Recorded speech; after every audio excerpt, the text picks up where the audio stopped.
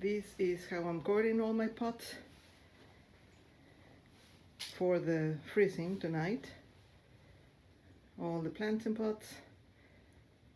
Hopefully the wind is not going to be too crazy because last night it just took off. So I put more things at the bottom of the plastic to keep it steady, sort of.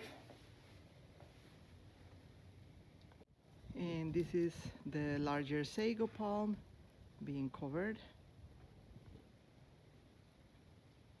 Looks like a humongous mushroom or a wrapped potato. And this is the medium-sized Sago Palm.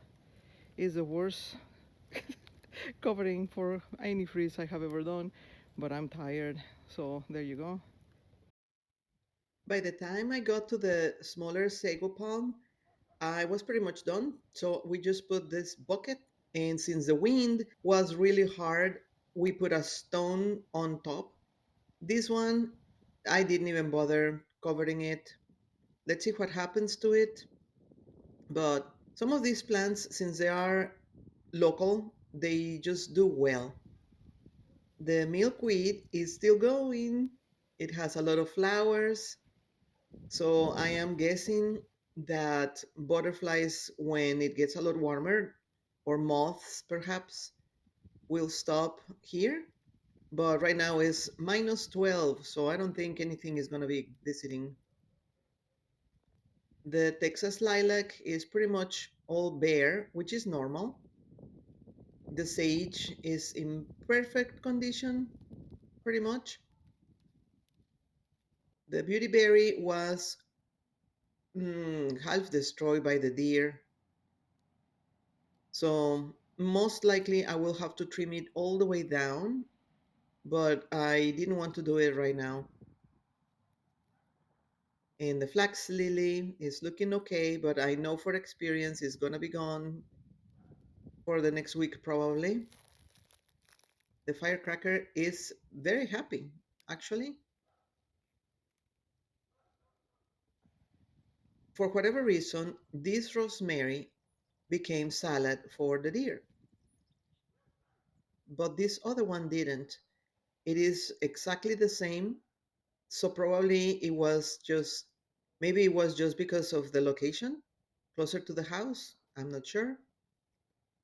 The plumbago probably will go down to nothing and I will restart it in spring, but it looks okay. Same for the yellow lantana. Last year, if you can see the video that I made, I covered them completely, but they didn't make it. So this time I didn't even bother. And this is next day. Everything is covered in snow. I'm just recording this from inside of the house because it was horribly cold. And of course, the wind blew the plastic cover I had in that other Sago, but it took us like an hour to cover the other one. So this one, I didn't even really feel like it. I'm like, okay, let's see what happens later. I will make a video of what happened with one cover Sago and an uncovered Sago. This is the corner where all the other pots go, and I will be cleaning it this coming spring. Another shot of how cute it looks all covered in snow. By the time I grabbed the camera, it was kind of melting, but it's still pretty. And of course, here are our friends that are always present, just checking the opportunity to steal some little juicy plant. And I am wearing the beautiful scarf that my planty friend Kirsten sent me. I love it. It's not only beautiful, but very warm. And for now, watch the next video. Thanks for visiting and stay warm.